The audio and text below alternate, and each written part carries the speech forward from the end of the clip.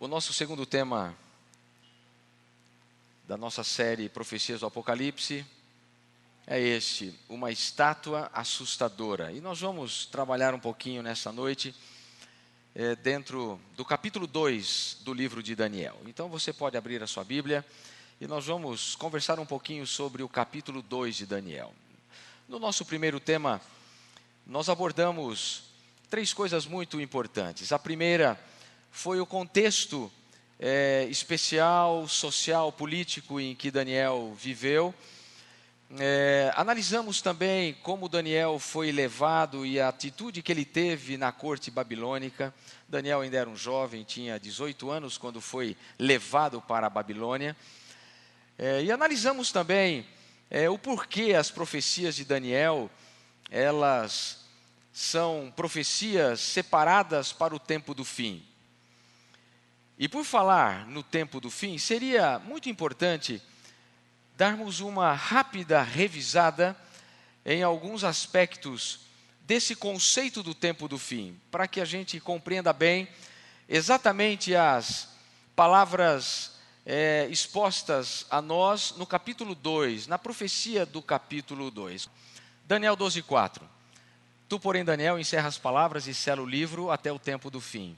Muitos o esquadrinharão e o saber se multiplicará. Quando é o tempo do fim? Daniel 12:7 nos diz então que o tempo do fim começaria depois de um tempo, 2 tempos e metade de um tempo. Que momento é esse? Um tempo em profecia equivale a 1 ano. 2 tempos equivale a 2 anos. Meio tempo equivale a 1 ano. Portanto, 3 tempos e meio equivalem a 3 anos e meio. 3 anos e meio equivalem a 1.260 dias. Considerando profeticamente que um dia em profecia significa 1 ano, nós então temos o tempo de que 1.260 dias equivale a 1.260 anos. Portanto, quando Daniel recebe a profecia de que tudo aquilo deveria estar selado para o tempo do fim, e que o fim ele começaria depois de 1 tempo, 2 tempos, metade de um tempo, a profecia nos dá um norte para dizer, olha, a partir desse tempo as coisas vão ficar claras, elas vão ficar esclarecidas, elas serão compreendidas, ou seja, o livro de Daniel não é para ser compreendido antes desse tempo. E quando a gente olha no quadro profético da palavra de Deus, tanto de Daniel como de Apocalipse, a gente descobre o único tempo profético equivalente a 1.260 dias, é o período de supremacia papal. Ou seja, aquele período que começou em 538 e terminou em 1798 depois de Cristo. Esse tempo nós vamos estudar um pouco mais profundamente em outros capítulos proféticos de Daniel. Mas estou apenas contextualizando para vocês. Depois de 1 tempo, 2 tempos e metade de um tempo, ou seja, um período de 1.260 dias, que profeticamente equivalem a 1.260 anos, esse período terminou em 1798. Portanto, as profecias de Daniel, elas seriam compreendidas após 1798. Ou seja, a partir de 1798, começamos aquilo que nós conhecemos como tempo do fim. E isso é muito importante para nós nos situarmos no tempo em que nós estamos vivendo, entendemos por que nós pregamos que vivemos hoje no tempo do fim. Porque depois desse período de 1798, nós temos a configuração que nós denominamos tempo do fim. Muito bem. Tendo esta compreensão, nós vamos agora começar a entender Daniel capítulo 2. O verso 1 de Daniel 2 diz assim: No 2º ano do reinado de Nabucodonosor, teve este um sonho. O seu espírito se perturbou e passou-lhe o sono. Essa visão Nabucodonosor teve no ano 603 a.C., no 2º ano do seu reinado. E algumas coisas muito interessantes aconteceram com Nabucodonosor quando ele tem este sonho. ele primeiramente se esquece do sono. E ele ficou muito perturbado com essa história. Porque, segundo a crença dos caldeus, os sonhos eram um dos meios pelos quais os deuses revelavam a sua vontade às pessoas. E Nabucodonosor, ele tem um sonho e ele acorda perturbado porque ele não se lembrava do sonho. Essa foi a primeira questão que acontece com Nabucodonosor. A segunda questão foi a seguinte: ele chama os magos, os encantadores, os feiticeiros e os caldeus para dizerem a ele qual tinha sido o sonho. E isso está muito claro nos versos 10 e 11 do capítulo 2 de Daniel. Os caldeus se apresentam diante do rei e dizem: olha, rei, não há mortal sobre a terra que possa revelar o que o rei exige. Pois jamais houve rei, por grande e poderoso tivesse sido, que exigisse semelhante coisa de algum mago, encantador ou caldeu. A coisa que o rei exige é difícil, e ninguém há que possa revelar diante do rei, senão os deuses, e esses não moram com os homens.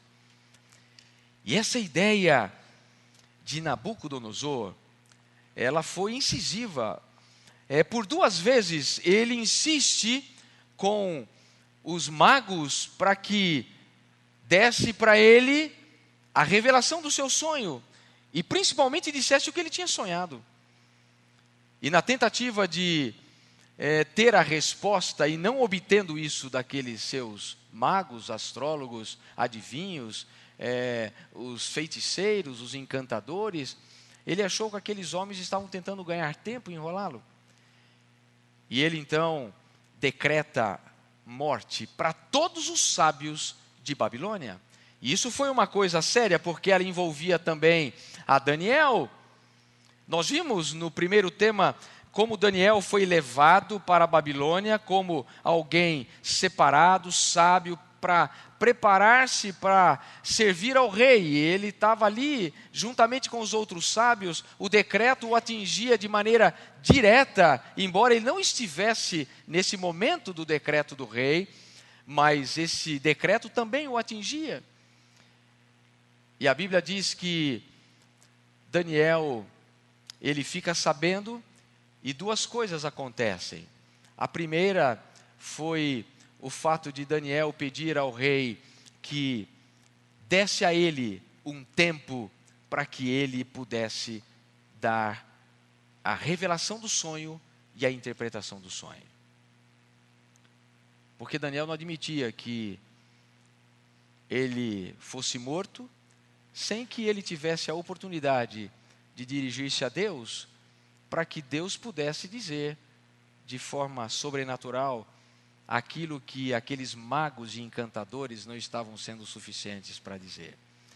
E a Bíblia diz que Daniel se reúne com os seus amigos durante o dia e eles começam a orar. Eles oram o dia todo, pedindo a Deus a intervenção. E naquela noite, Deus dá a revelação para Daniel. E a Bíblia diz que quando ele recebe a revelação naquela noite do sonho que Nabucodonosor teve e não se lembrava, e de que os caldeus não puderam sequer passar perto daquilo que havia acontecido em sonho com Nabucodonosor, ele procura Arioque, que era o servo que havia sido designado pelo rei para matar todos os sábios, e ele diz assim: olha, me leve à presença do rei, porque eu já tenho a interpretação do sonho. E aqui tem uma coisa interessante, que Arioque, quando se apresenta diante de Nabucodonosor, são detalhes interessantes da profecia. Olha o que Arioque diz: achei um dentre os filhos dos cativos de Judá, o qual revelará ao rei a interpretação. Note que Arioque puxa para ele a glória. Eu achei.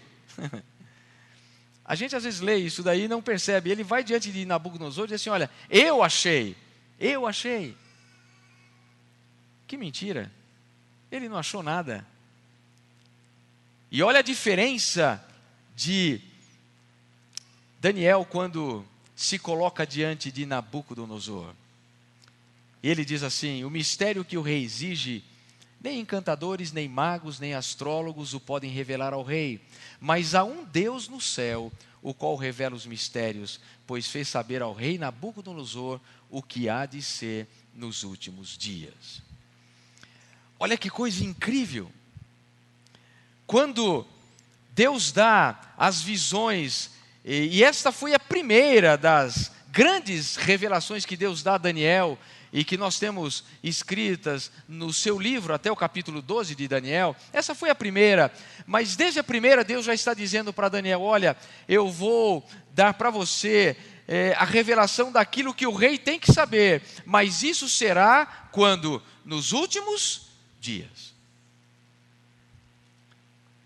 E Daniel então se coloca diante do rei com muita humildade e diz: olha, rei, o que o senhor quer, realmente não há ninguém que possa revelar. Não há encantador, não há mago, não há astrólogo, mas há um Deus no céu. É interessante que quando a gente começa a estudar todo esse caminho que Deus usou, não apenas para engrandecer o seu nome, engrandecer o seu poder, engrandecer a soberania dele sobre todo o universo, ele preparou o caminho de tal maneira que o rei se esquece, os magos não conseguem resolver o problema do rei. Daniel humildemente vai na presença de Deus, e Deus dá essa revelação. Daniel não puxa a glória para si, mas Daniel leva a honra e a glória a Deus, que havia dado realmente a revelação do sonho. E com tudo isso, Nabucodonosor começa a ser sensibilizado, não apenas para conhecer o Deus de Daniel, como também para servir ao Deus de Daniel. E a gente não pode, em momento algum, duvidar de que Nabucodonosor, ele teve um papel fundamental ao longo da história, mas também como um instrumento de Deus, nesse curso da história e do controle de Deus da história da humanidade. Então vamos entender um pouquinho sobre esse sonho. Qual foi o sonho? Vamos ler então, Daniel capítulo 2, versos 31 a 35. Abra sua Bíblia. Daniel capítulo 2, versos 31 a 35. E Daniel então diz assim ao rei: tu, ó rei, estavas vendo, e eis uma grande estátua, e esta era imensa, de extraordinário esplendor, estava em pé diante de ti, e a sua aparência era terrível. E ele continua descrevendo a história. A cabeça era de ouro fino, não é? A cabeça de ouro. E ele vai mais, ele continua dizendo: a sua aparência era esplendorosa, o peito e os braços eram de prata, o ventre e os quadris eram de bronze, as pernas de ferro e os pés em parte de ferro e em parte de barro. E essa foi exatamente a visão que Daniel teve, e que ele passa nesse momento então a revelar ao rei. Ele tem a cabeça de ouro, os peitos e braços de prata, o ventre e os quadris de bronze, as pernas de ferro, os pés e dedos de ferro e barro. Então vamos ver qual foi a revelação do sonho.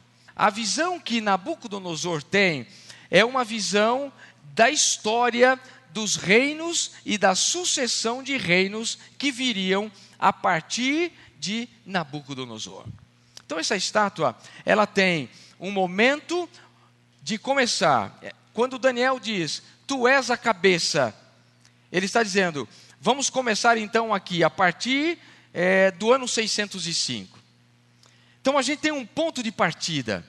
A gente tem um ponto onde a gente pode dizer, essa profecia, ela começa especificamente a partir do ano 605. E quando Daniel diz, olha, depois de ti se levantará um outro reino inferior ao teu, fica muito claro que a sucessão de reis e de reinos e de impérios a partir de Babilônia são exatamente esses que temos aqui. Não há como contestar. A história universal, ela comprova Daniel capítulo 2.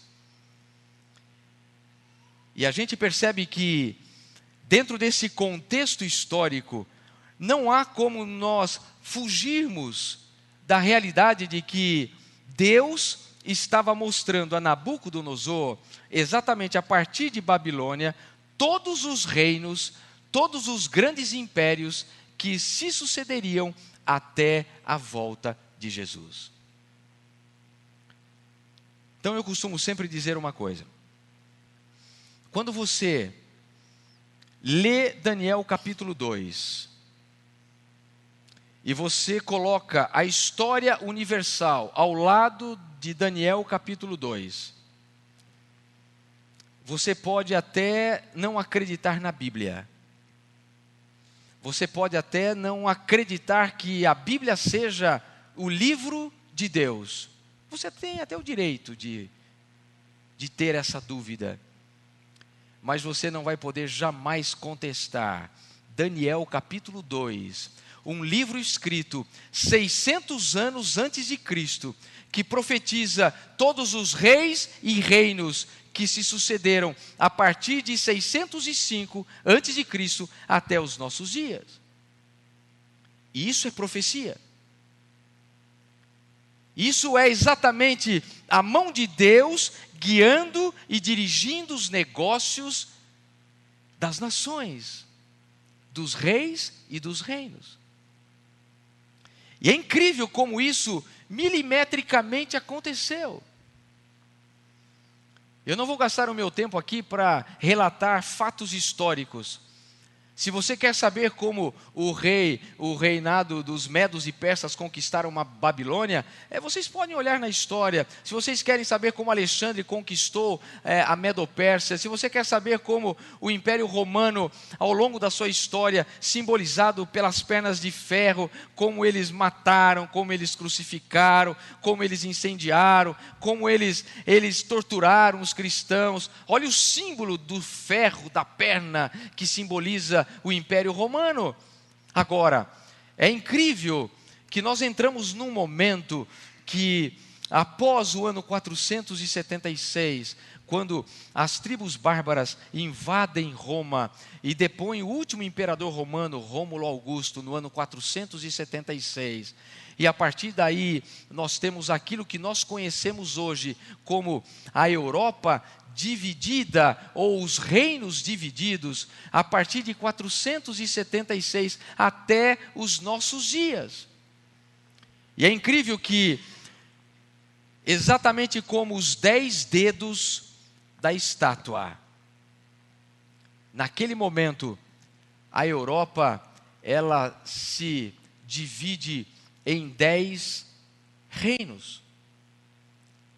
Esse foi exatamente o primeiro grande mapa de divisão da Europa dividida a partir de 476, e os reinos que, assim como os 10 dedos da estátua, dominaram o mundo. Os ângulos, a Inglaterra, os francos, a França, os visigodos no norte da Espanha, os suevos, os portugueses, os vândalos no sul da Espanha, os germanos na Alemanha, os burgúndios na Suíça, os ostrogodos, os austríacos, os lombardos no norte da Itália e os érulos no sul da Itália. E é interessante como que a profecia ela vai nos mostrando algumas coisas muito curiosas. Olha só, por exemplo, o verso 43 do capítulo 2. Diz assim: quanto ao que viste do ferro misturado com barro de lodo, misturar-se-ão mediante casamento, mas não se ligarão um ao outro, assim como o ferro não se mistura com o barro. Ferro e barro definem-se como alguns sendo mais fortes do que outros.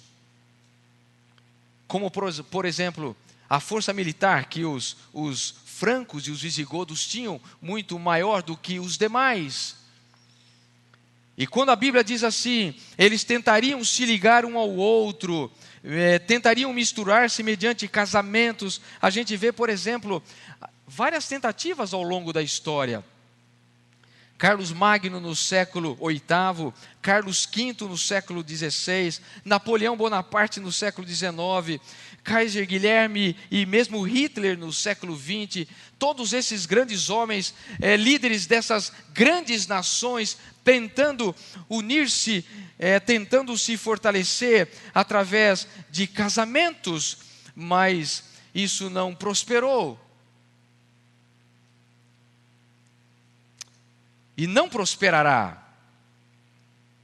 Sabe por que não prosperará? Porque ferro e barro não dão liga, não se misturam. E eu vou dizer uma coisa para vocês. Muitas pessoas, eu vi muitos vídeos e muitas coisas que foram lançadas aí nesses últimos dias, principalmente a partir de junho, quando nós tivemos ali o Reino Unido rompendo com a União Europeia.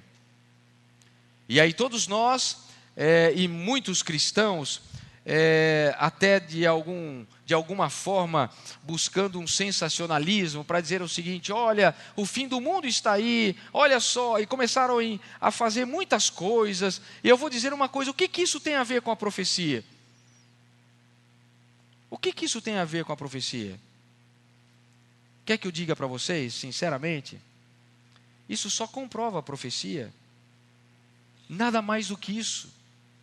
É mais uma prova de que ferro e barro não se unem. Desde que a União Europeia se estabeleceu até os nossos dias, a União Europeia não consegue uma unidade. E ela não vai conseguir se unir nunca. Nem economicamente, nem politicamente e nem socialmente. O que a gente entende profeticamente, diante do que nós estamos vendo no mundo hoje, igreja, presta atenção numa coisa. Nunca, nem em torno de uma moeda chamada, qual é a moeda da União Europeia? O euro. Nem mesmo na moeda chamada euro, a União Europeia se une.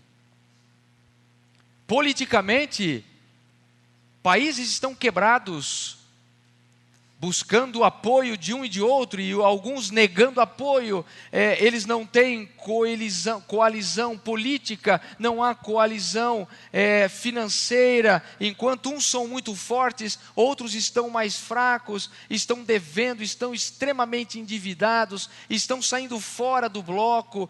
E a gente vê isso por quê? Porque é profético. O dia que houver uma união completa na União Europeia, você pode rasgar a Bíblia. Rasgue Daniel 2. Ponha fogo na Bíblia. Porque a Bíblia é mentirosa. O dia que você vê a União Europeia unida, descreia de tudo que você acreditou na Bíblia. Por quê, queridos? Porque a União Europeia é barro e ferro. O resultado da União Europeia hoje é exatamente a divisão dos 10 dedos da estátua. E nós vamos nos aprofundar um pouquinho mais nesse aspecto desses reinos em algumas profecias que vamos estudar mais à frente.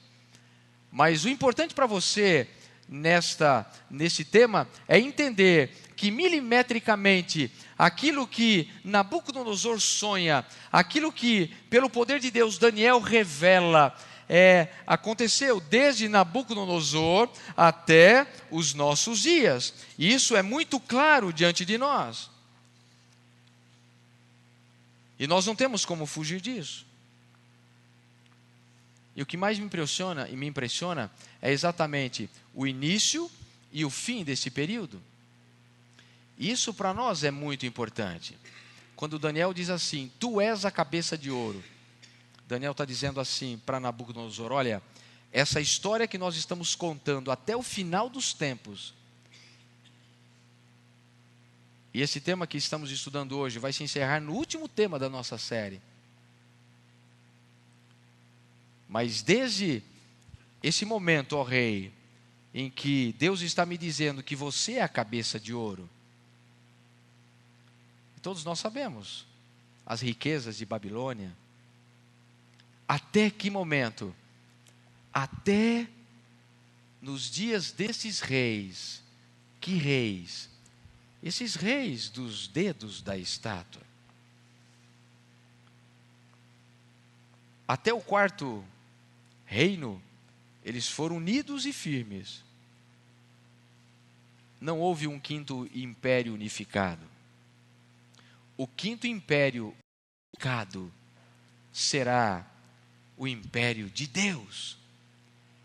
Mas nos dias desses reis, o Deus do céu suscitará um reino que não será jamais destruído. E este reino não passará a outro povo. Esmiuçará e consumirá todos esses reinos, mas ele mesmo subsistirá para sempre. Então o que a gente precisa entender?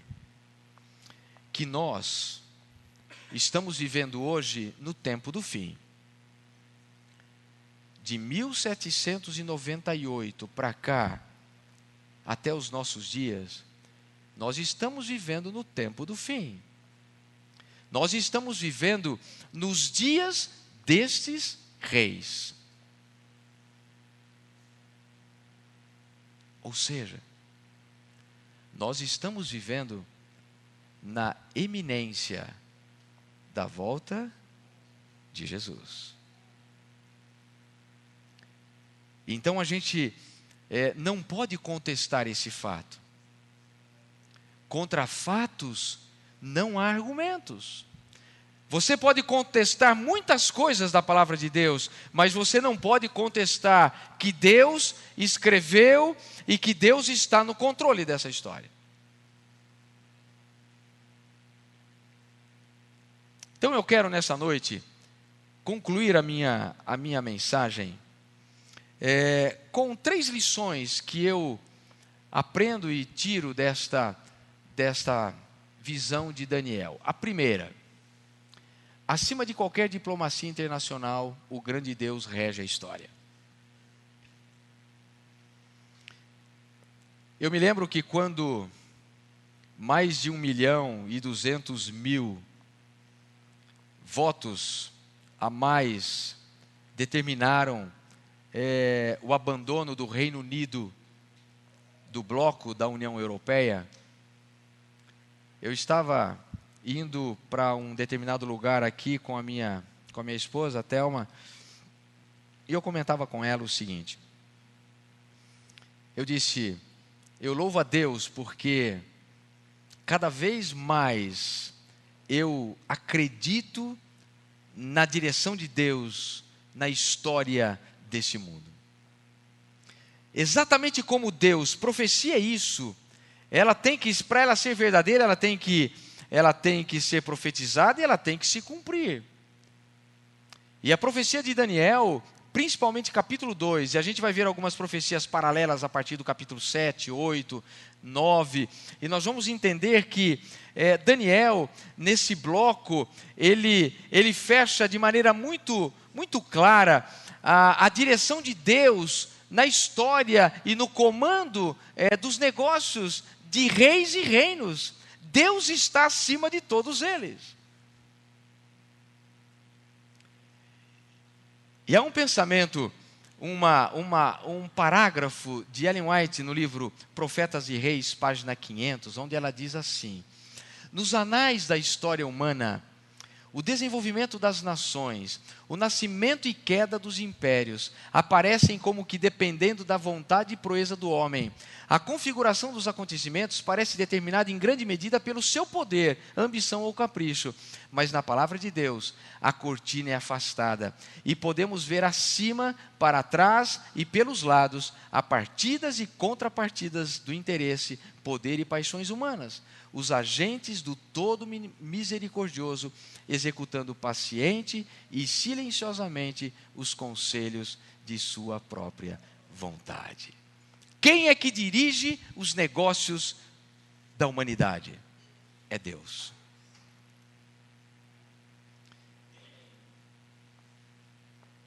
Às vezes nós, como cristãos, nos preocupamos demais com esse negócio de política.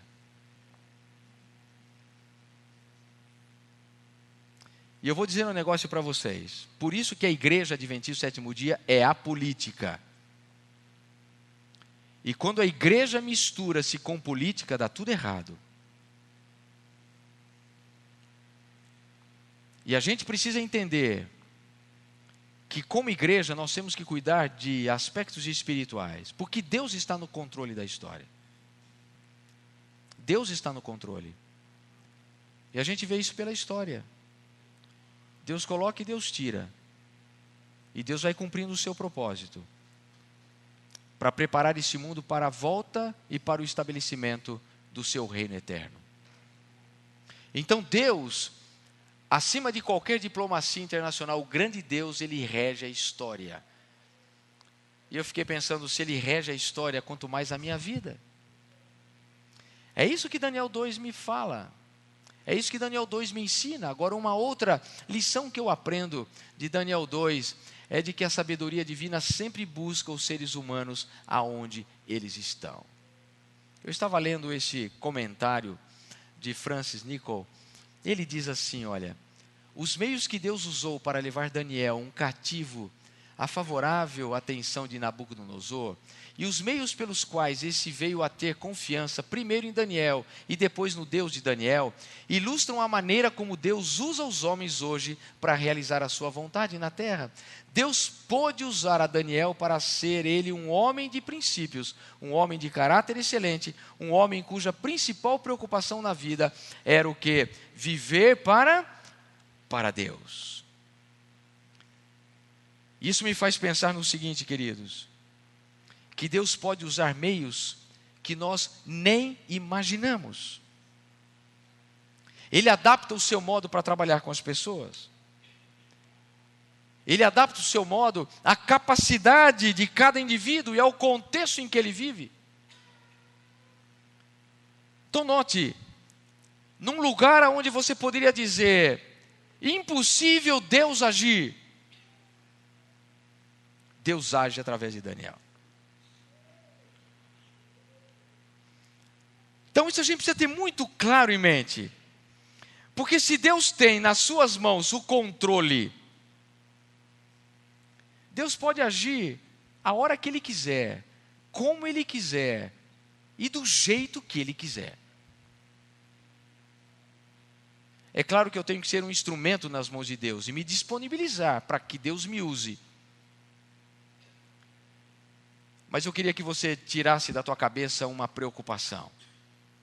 Eu já vi muita gente dizendo assim: ah, meu Deus, como é que nós vamos concluir a obra de Deus aqui nessa terra? Como é que esse evangelho vai ser pregado em todo o mundo? Como é que tudo isso vai acontecer? Como é que Deus vai alcançar os bilhões de pessoas que sequer conhecem Jesus e que são a maioria em relação àqueles que conhecem a Jesus no mundo hoje? A gente fica preocupado com algumas coisas. Eu vou dizer, a nossa preocupação não é ter essa preocupação.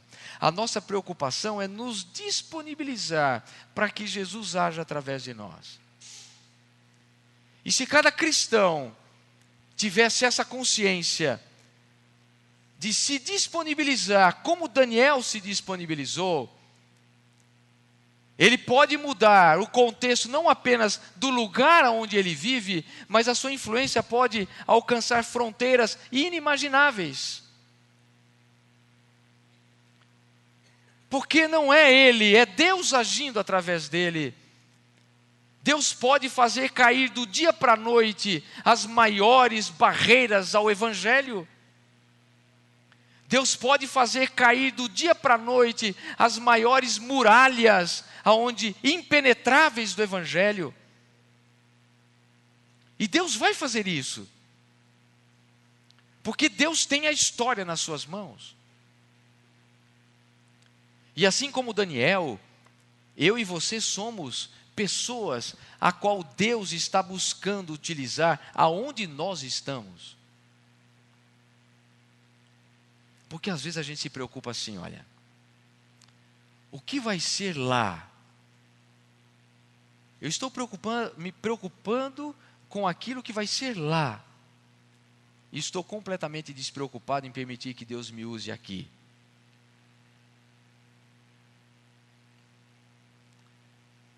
Então esta é a segunda lição que eu aprendo dessa história de Daniel. A sabedoria divina sempre busca os seres humanos aonde eles estão. E a terceira e última lição que a gente aprende é esta: Deus não faz acepção de pessoas nem de nações. Deus não faz. Por que eu estou dizendo isso? Porque quando a gente olha a maneira como Deus revela aos caldeus quem Ele era, aquela revelação de Deus foi uma incontestável prova do seu amor por todas as pessoas, oferecendo uma oportunidade de todos olharem para a história e comprovarem através dela a grandeza do seu poder e do seu amor. Olha que coisa interessante, queridos. Quando você olha para Daniel capítulo 2, ali nós lemos mais do que um compêndio de histórias. Ali a gente vê mais do que a história comprovando a Bíblia. Quando eu ensino Daniel 2 para as pessoas com quem eu estudo a Bíblia, eu sempre digo assim, olha, quando eu estudo o primeiro estudo e digo, olha, você crê na Bíblia e falo da Bíblia, falo da revelação de Deus, como Deus se revela, como Deus deu a revelação aos seus profetas, através dos profetas para nós, como essa revelação chegou. E eu vejo muitas pessoas assim dizendo, olha, ainda não consegui entender muito bem isso. Mas quando a gente vai para Daniel capítulo 2, se a pessoa não consegue crer na Bíblia, até mesmo com aquele conceito que muitos têm, olha, papel aceita tudo, né? Eles poderiam ter colocado aí qualquer coisa, poderiam ter escrito, enfim, isso veio da cabeça dele, isso é uma história, de repente é uma parábola, isso nem existiu. Há coisas na Bíblia que às vezes a arqueologia não é capaz ainda de comprovar. E algumas pessoas pegam isso para dizer, olha, está vendo, a Bíblia não é verdade, isso não aconteceu. Enfim, inventam histórias para tentar descredibilizar a Bíblia. Mas agora quando você pega Daniel capítulo 2, e você diz assim, por que esse capítulo está na Bíblia? Por quê? Coloque isso na tua mente. Por que Daniel 2 está na Bíblia? Só por uma razão. Daniel 2 está na Bíblia para mostrar primeiramente que Deus rege a história. De que Deus tem um tempo determinado. De que Deus, Ele tem o controle de todas as coisas nas suas mãos. Quando a gente vê a palavra de Deus dizendo de que nenhuma autoridade é constituída senão por Deus. A gente sabe por que Deus colocou naquele tempo Nabucodonosor. A gente sabe por que Deus colocou Ciro, Dario, Artaxerxes.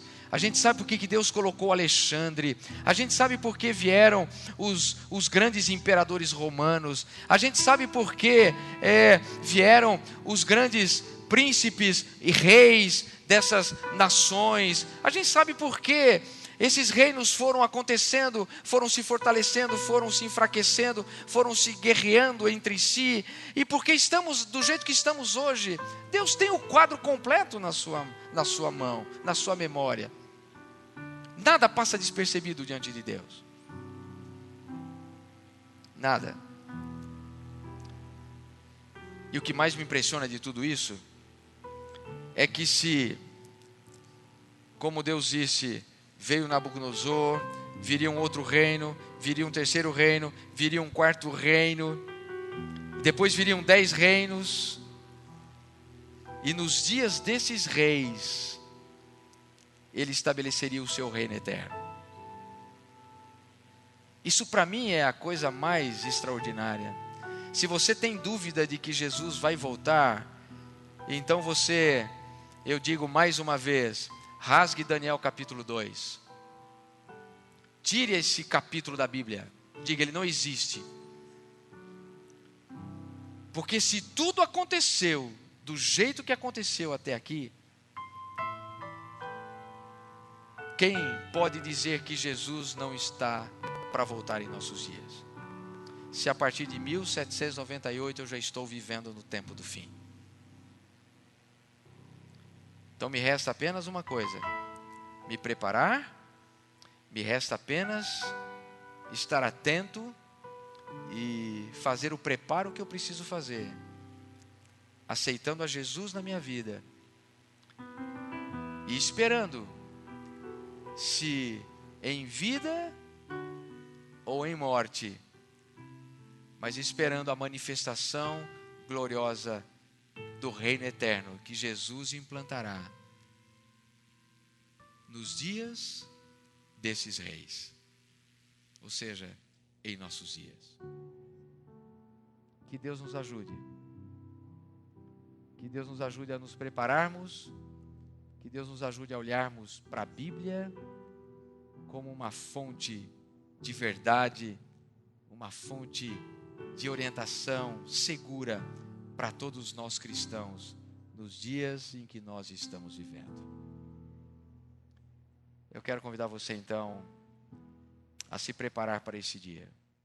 Quantos gostariam de dizer: Senhor, eu acredito na Tua palavra, eu acredito na Tua revelação, e eu quero estar preparado para a volta de Jesus. Eu quero ver Jesus voltando nos meus dias, na minha geração. Quantos gostariam de dizer isso para Jesus nessa noite? Amém. Feche os seus olhos, vamos orar.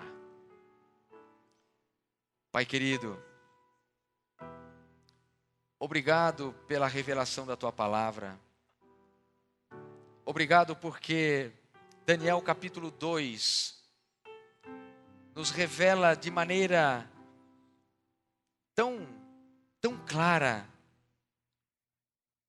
aquilo que o Senhor tem escrito na palma das Tuas mãos, aquilo que o Senhor tem determinado para os reinos e reis desse mundo. Obrigado porque o Senhor controla, o Senhor tem nas Tuas mãos o controle de tudo e de todos. Obrigado, Pai, por estarmos vivendo os últimos dias da história da humanidade. Obrigado porque ao olharmos para trás, o nosso coração se enche de confiança no futuro e no presente. Obrigado porque ao olharmos para trás e vermos como tudo se cumpriu, nós nos enchemos de confiança e de certeza de que aquilo que ainda resta acontecer, fielmente acontecerá. E em breve veremos Jesus voltando nas nuvens dos céus. Leva-nos para casa, Pai, com essa certeza. Leva-nos para casa com esta convicção. E sobretudo com o desejo de nos prepararmos para estarmos prontos para recebermos Jesus quando Ele se manifestar nas nuvens dos céus. É o que te pedimos e te agradecemos, em nome de Jesus. Amém.